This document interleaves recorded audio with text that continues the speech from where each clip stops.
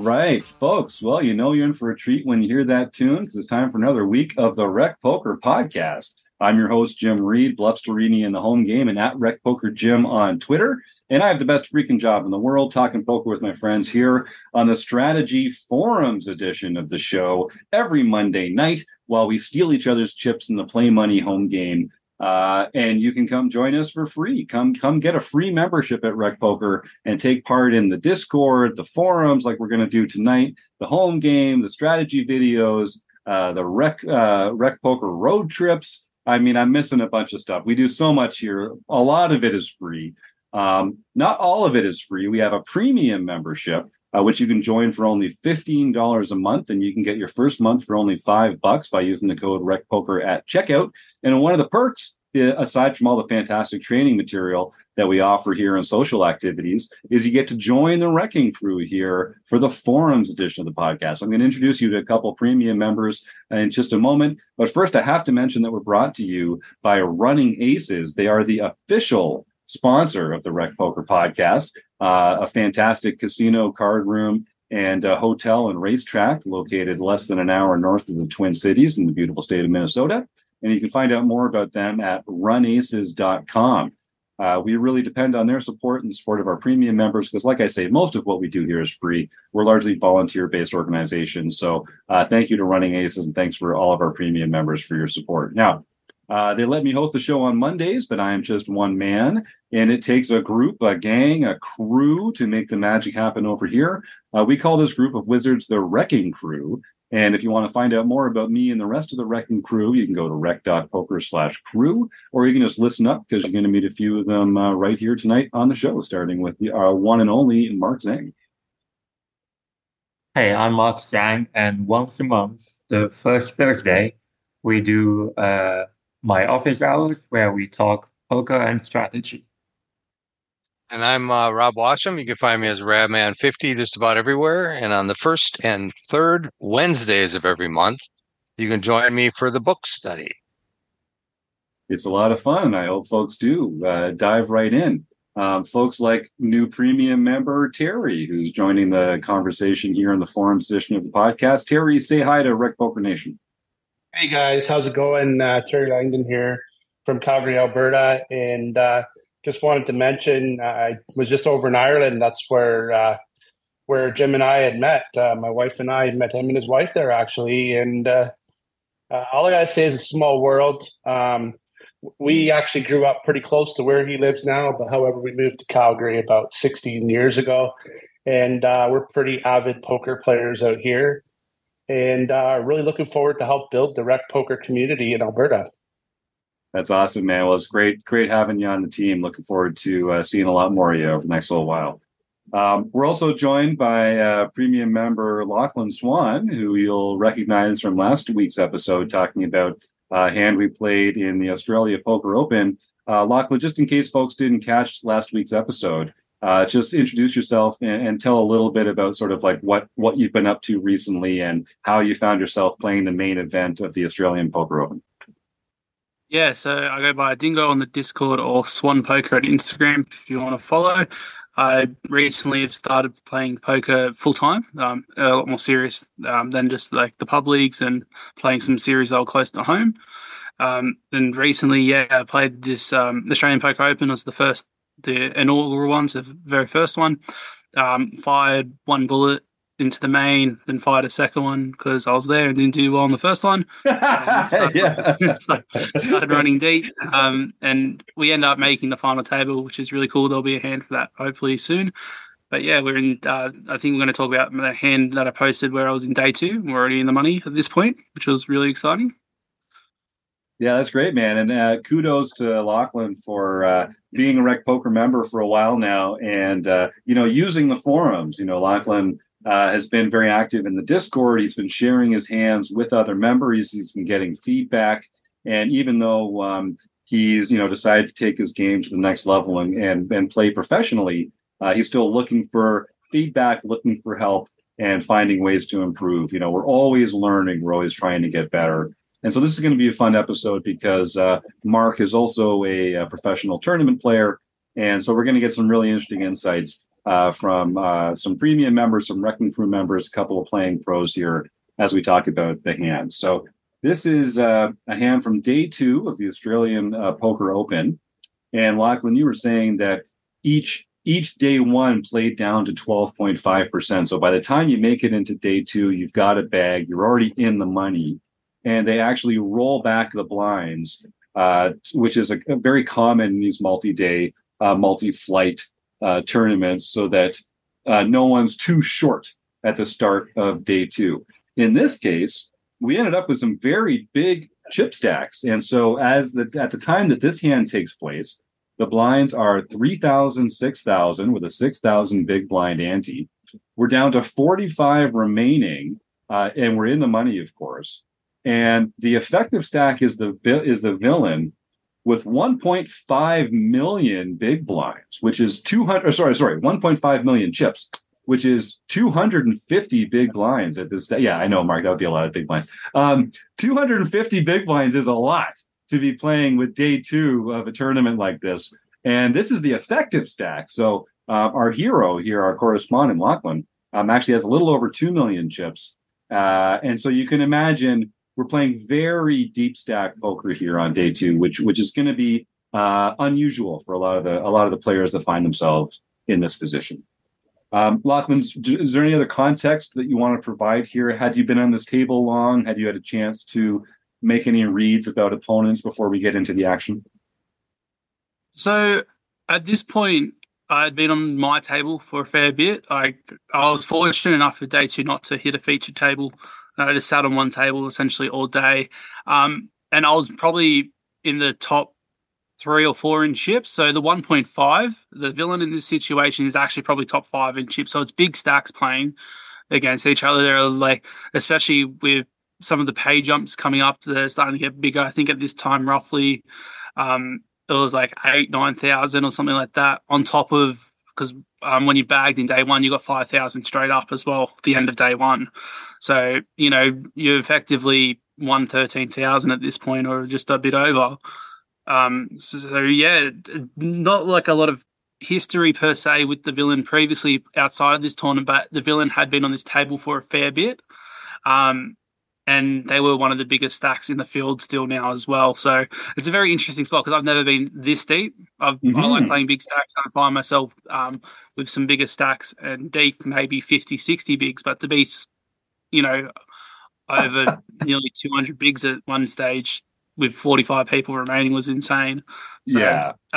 It gave me some comfortability because, as I said previously, I like to be aggressive. So I got to play some big pots and put some people in difficult positions because of my stack size, which was, for me, a comfortable feeling because I knew I wasn't at risk if I wanted to shove on someone, which is influenced probably a bit how I play as well, knowing that. And if you're familiar with our Discord here, you've probably seen Lauchlan posting in the Discord some results and some hands, and also some links to where we could watch him live stream or watch his play be live streamed in some of these tournaments.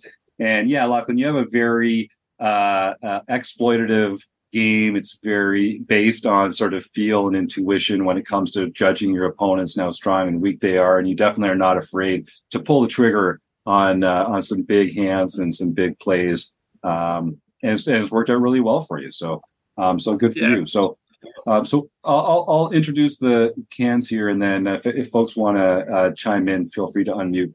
Mark, just because I don't see your mute signal there. If you want to say anything, just raise your hand, and I'll call on you instead. So here we are. It is day 2, 45 in the money, 3,000, 6,000, 6,000. We're starting with an effective stack of 1.5 million. So it folds to our correspondent, Lauchlan, here in the hijack with 10 of spades, 9 of spades. We open to 2 big blind, and it folds around to the villain who calls from the big blind, closing the action. Now, I have a question. When we're deep like this, does anybody open to a larger sizing than 2 big blinds? Like, I think it's very standard to 2x when you, at this point in tournaments, usually stacks are shorter. You can apply almost as much fold equity pre-flop with a 2x open than you can a 2.5 or a 2 3/4.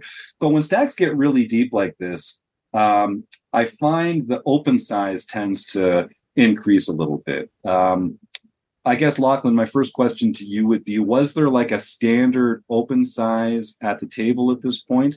And had there been larger openings earlier in the tournament, or how did you arrive at the 2x open sizing? So at this point, I was always opening 2x, so I wanted to stay consistent regardless of my stack size, especially because the more chips I picked up, I widened my range quite a lot. So while I'm not afraid to play big pots as well, I want to keep it consistent in terms of like what hands I am betting and the sizing of it to keep my buckets together or my range consistent with it. Definitely, I agree. I can go bigger. Just being with this such a unique situation for me because it's my biggest buy-in I've played. I'm running the biggest tournament I've played. I just wanted to try and minimize everything. So in a way, I was playing a bit scared as well, but I was not trying to portray that by at least being consistent by just always betting two times. And as I mentioned, the villain's one of the biggest stacks still at this thing. Like there are a lot of smaller stacks on our table, so the 2x is relevant to them. So if one of the smaller stacks called, the big blind's probably priced in to call with such a big stack anyway, but if they had a smaller stack, I don't want them to find a 3-bet shove because of a flat in between positions. Yep, I like that. And as you point out, and Rob talks about this all the time, we are in an ICM situation now where we're laddering up, I'm sure pretty quickly as players bust out. And, the more ICM pressure you're under, the more you kind of demote action. So big bets become small bets. Some calls become folds, some raises become calls. Not always, but that's sort of one of the guidelines of as there's more ICM pressure, we kind of slide down a couple of rungs there. Okay, fantastic. So we found our first rabbit hole, folks. We spent 5 minutes talking about a 2x open sizing. So there you go. Welcome to the Rec Poker Podcast. So we had called from our villain. We're playing very, very deep. We're in position. The flop comes king of spades, jack of spades, 6 of hearts, and we're holding 10 of spades, 9 of spades. So we've got the gut shot to the straight flush draw. Any queen gives us a straight. Any spade gives us a flush, and we got to be feeling pretty good about our hand at this point. So the villain checks, and they're going to be checking a lot on this board, I think. And now it's up to us. So there's going to be, we open to 2x. So there's 2 from us. There's 2 from the big blind. There's the big blind ante. That's 5, and then the small blind. So there's about 5.5 big blinds in the pot at this point, if my math is correct. And it's King Jack 6 two-tone, which to me feels like a dynamic board. I would be c-betting to like a relatively larger sizing here, like 3.5 bigs into 5.5. You go with a very small sizing, 1 big blind. Tell me about that. And then I want to see what the rest of the crew feels like. Because if you told me we're playing deep stack, I'm in position with another stack that I cover, dynamic board, I would be c-betting to a larger sizing in a vacuum. Talk to me about your sizing choice. So my sizing choice here is actually exploitive on my opponent. So they're incredibly aggressive. A younger Asian player, there's a stereotypical Asian players are kind of aggressive, especially the young ones. I see Mark smiling in the background. And this particular villain had check raised me quite a lot throughout the day on boards like this when I had weaker hands. And now that I had a very strong combo draw on the flop, I wanted to bet small and call the raise and to try and get piles in if I did complete. So my strategy here is to just call off the check raise because I had a high frequency of them knowing they'll do it, and then reevaluating the turn and river because my hand strength is actually probably pretty disguised here in terms of how good I did hit this board. Normally, you'd think I've probably hit, like, they've probably hit the king, maybe ace jack or something similar like that. But I feel like 10-9 specifically odd spades here is got so much nut potential. I'm down betting my nut potential here rather than just down betting a range. Mhm. Yep, that makes sense. Anybody want to weigh in before we move to the next action? All right, so we make the small bet and we just hook, line, and sinker, baby, reel them in. They go for the check raise, which we were hoping for. So they check raise to 6 big blinds, which again isn't that big. Like there's 5.5 in there, 6.5 in there by the time you make your one big blind bet. It seems large relative to the bet size, but relative to the pot, you're actually getting a pretty good price here with a lot of your hands, I think, just intuitively looking at it. I think it's about pot. Yeah. Oh, is it about pot? Yeah. Yeah, that's right. So it's not. So it is more substantial than I sort of intuitively give it credit for. So I think we want to call here, right? Because we have so much equity in the hand that we can improve on just a ton of turns and rivers, and it also allows our opponent to continue betting on future streets. If we 3-bet here, there's a good chance they're going to shove. That puts us in a difficult position. So I think it sort of feels natural, like a call. Does anybody want to weigh in on any other way of playing it? Doesn't seem like it. Okay. And that's what our hero Lauchlan does, makes the call. So we go to the turn. And the turn is the 8 of diamonds. So we've got king, jack, 6, 8 with 2 spades and a heart and a diamond. So this is actually an interesting hand because now a 7 also brings in a straight for us. So we picked up 4 more outs because we're definitely behind here, I think, is our expectation. Maybe they have some weird, lower straight draw or lower flush draw, but most of the time against this action, we're behind. So when I think about it, I'm thinking about what are our outs to improve? And we're really likely to only improve to a winning hand with a straight or a flush. I think if we hit a 9 or a 10, that's probably not even that good for us. So we're really thinking about our straight and flush outs here. And so the 8 on the turn is a really good card for us because now we can make the low straight or the high straight. So now the villain leads. Well, they don't lead into us. They check raised and we called. So they continue their aggression by betting 13 big blinds into the pot. And that's pretty big. I'm so bad at math. I shouldn't do math live on the air, but that feels like that's got to be like 2/3 or 3/4 pot, which is it's a strong action following the check raise line. We have a choice now. So I think we're never folding. We've got way too much equity to fold here. Obviously, I'm spelling it out. We should consider every option. Mark's like, folding. I don't even know how to spell the word folding. What are you talking about? So the only question is, do we call, do we make a small raise, or do we make a large raise? So before we reveal the action in the hand, Rob or Mark or Terry, does anyone have like a preference or something that you'd be considering here that would lean you towards one of those actions? Doesn't seem like it. Oh yeah, Mark, yeah. I mean, I just call. There's no reason to raise. Like, he's not folding a better hand. He's not, like, he probably doesn't even have a worse hand than ours. I don't even know which hand is worse than ours. Right. Yeah, it would be hard. It would be like this, and we have perfect 7-9 or something. Sorry, I cut you off there, Mark. Say that again. I said we have perfect visibility, like, to the river. Well, if we hit it or not. Yeah.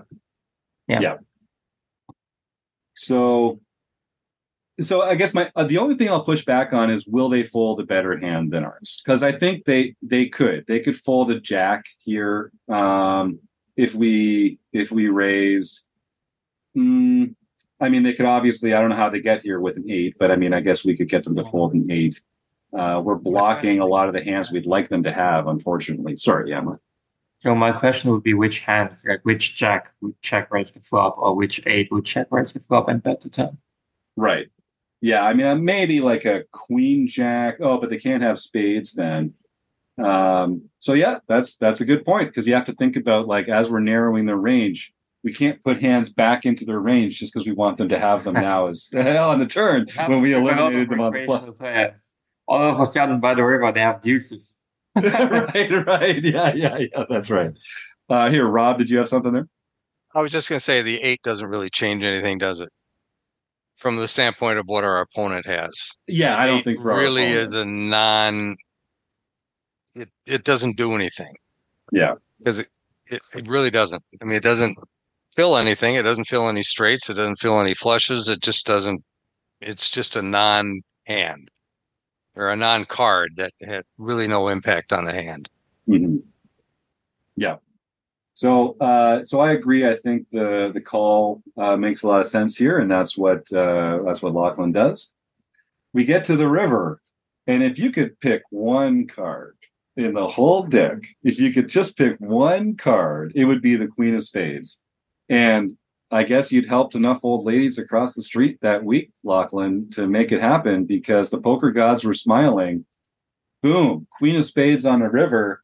So that board is King of Spades, Jack of Spades, 6 of Hearts, 8 of Diamonds, Queen of Spades. We have the 10-9 of Spades. For the nuts, it is the straight flush. And people are saying, oh, well, a bigger straight flush would be 10 ace. But they can't have it because we have the 10 of Spades with our 9-10. So we have the actual nuts here, and we've got to be feeling good about it. Now, Mark mentioned visibility. And our opponent, who's taken a very aggressive line up until this point, now that the flush draw comes in, they choose to check the river, and it's our action again. So there's about 30, low 30s big blinds in the pot right now, 32, 33, something like that. And Lauchlan obviously is betting here. He's got the nuts. Before we reveal Lauchlan's action, does anyone have a preference for the bet size here? Thoughts on what are we trying to accomplish? What are the hands that we want to get called by? Anything like that. This is an aggressive opponent, so we should consider, can we get them to bluff raise us? It's going to be, on a flush board like this where there is a straight possible, that tends to, for some players, open up their bluffing range because it's a very scary board. Other players will choose to just play a less volatile style in a case like that. Does anyone want to weigh in? Just checking. All right. So, Lauchlan, you choose 33 big blinds, which I'm guessing is a pot size bet here without doing the math live on the air. Which is, I think that makes a lot of sense. Tell us a little bit about what you were trying to accomplish with that bet. Yeah, so it pretty much is pot. I'm horrible at maths as well, so I'm trying to. I'm pretty sure it's pot, roughly. So in the previous week, we spoke about how I did a small river block bet. So this is a large block bet. Essentially, I'm hoping he somehow has a weird ace-x combo of spades, and he wants to try and get it in. So it's polarizing to look bluffed, but also block and keep a lot of his value. That like one pairs are going to probably fold on this, but I think like two pairs can call as a bluff catcher if they've got like king jack off and stuff like that. Just because of how the action has played out with him checking the river, I'm putting him on a stronger hand rather than just one pair checking for value.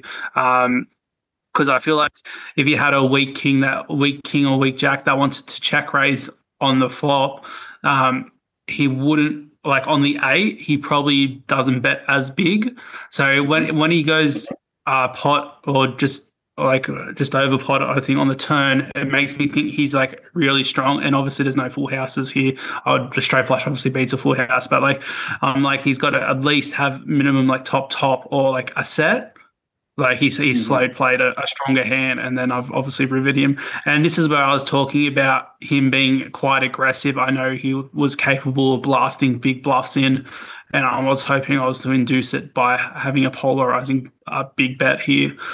And it's kind of just like as I was saying, on the flop and stuff like that, I was betting for the nut range instead of just my normal range because I knew I could get piles in against him if I did succeed in making like a super strong hand here, which we have obviously. Yeah.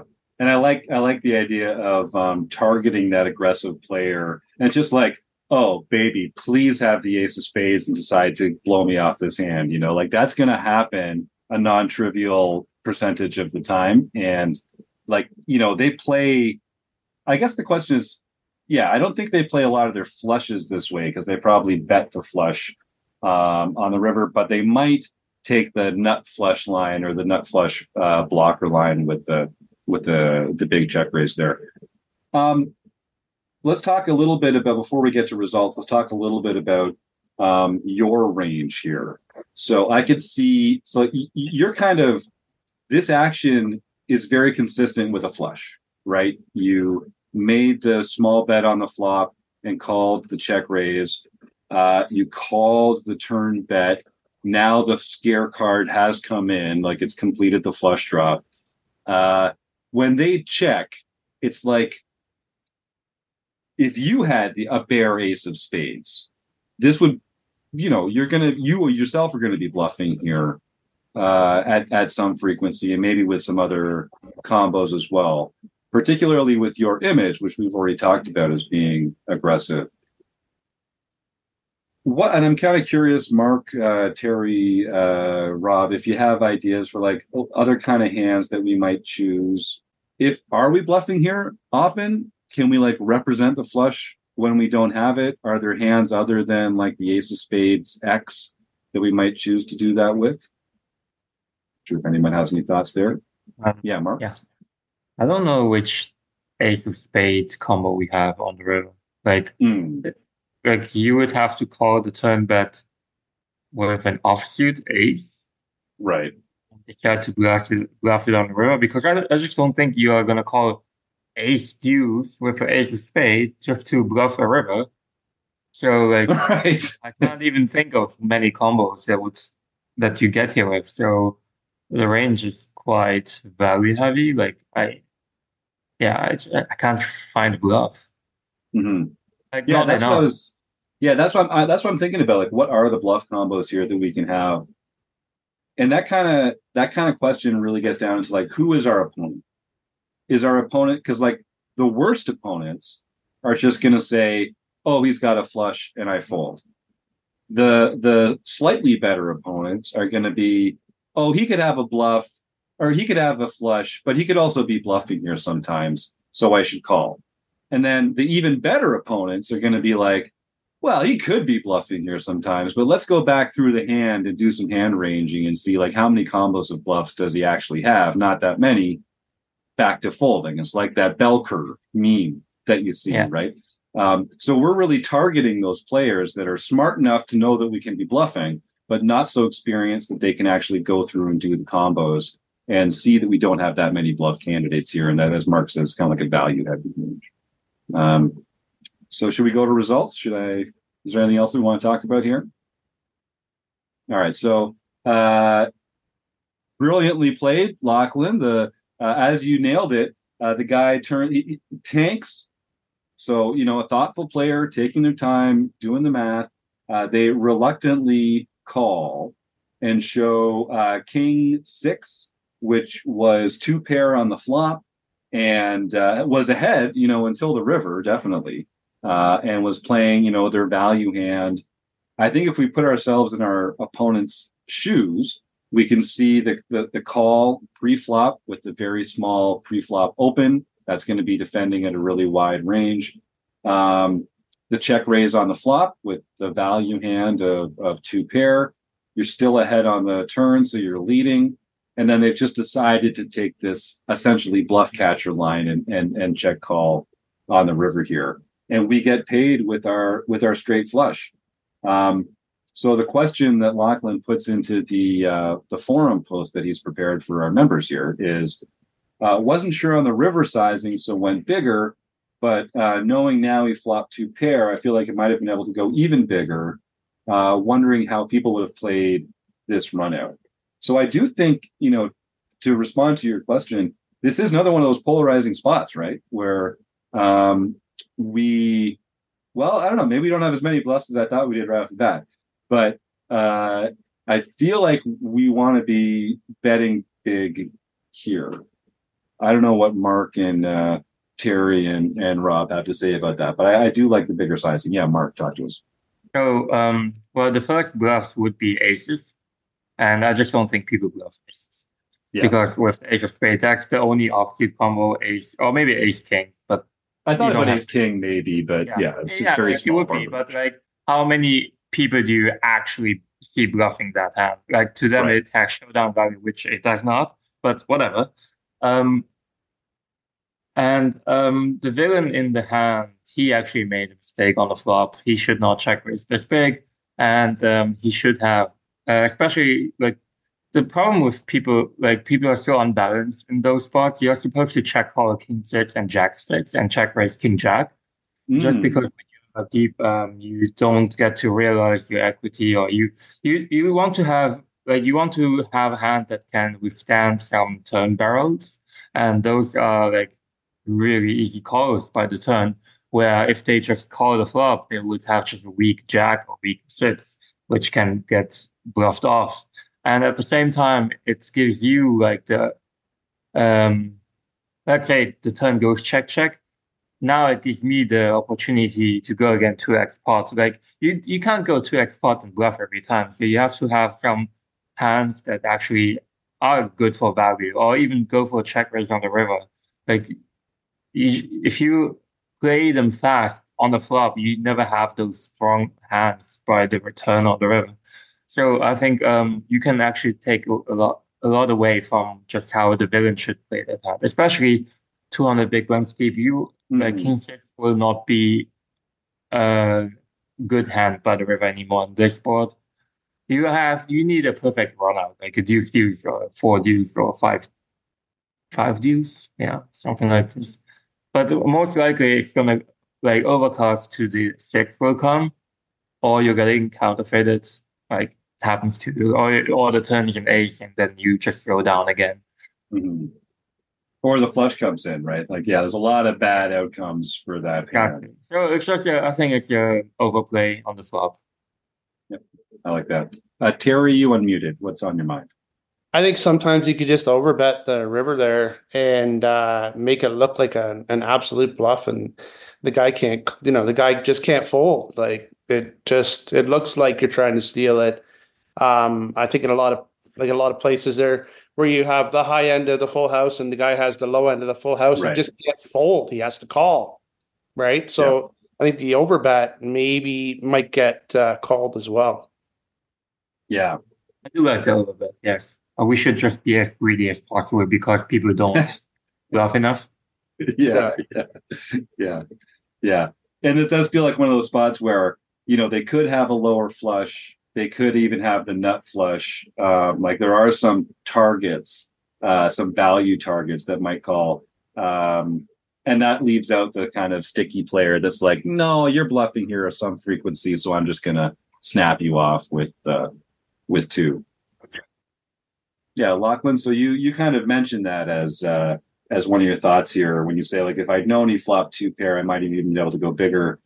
So I wonder, do we think one pair calls the pot size bet here? I think they have like top pair. If they have like ace king, are they calling here with the pot size? So we're really targeting those two pair combos by sizing up and sets. And I mean, like I said, there's a straight. There are lower flushes, so that is a pretty rich value target for the bigger bet there. I like that. Yeah, with how the hand played out, I really discounted my opponent just having a single pair here. It just made no sense to have top pair to check raise, to continue on the turn and then check the river. Yeah, that's true. Yeah, I think the check raise on the flop really indicates either two pair or a set. The fact that the only other hands that you might see there would be like queen 10, but we're blocking queen 10. Right, we're blocking the straights. We've got a lot of the flushes because we have all of the spades. So there's not a lot of bluff check raises in our opponent's range. So typically they're going to be check raising with the 2-pair or the set combos. Yep. And some of the other bluff combos that they will have will be those like suited connector, lower flush hands that are also going to be good targets for that overbet here. So I like that point, Rob. That's really smart. All right. Well, this has been an education so far. Lauchlan, do you have any other thoughts that you want to share on this hand before we wrap it up and move on to day 3? It's kind of interesting because obviously the stacks are so deep. Yeah. And so it was very unique in a way as well. Obviously, understanding the theory here is like super important. So it's really good. Like I can ask these kind of questions to the community and to you guys, because it's not about like showing how I won the hand. It's like understanding how I could have played the hand better if it arises again and comes up again. And I'm looking at it now, and after thinking about it as well, all I'm thinking is, would I have done the same bet with a smaller flush? And I don't think I would have. So maybe the bet is bad because my other value hands don't bet as big. Like obviously we know results oriented, the opponent calls, but maybe on a smaller bet, the villain gets very out of line because obviously they played this hand of kind of out of line in a way as well. They raised the river. Right. And with a smaller flush, that actually puts you in a much less comfortable position. That's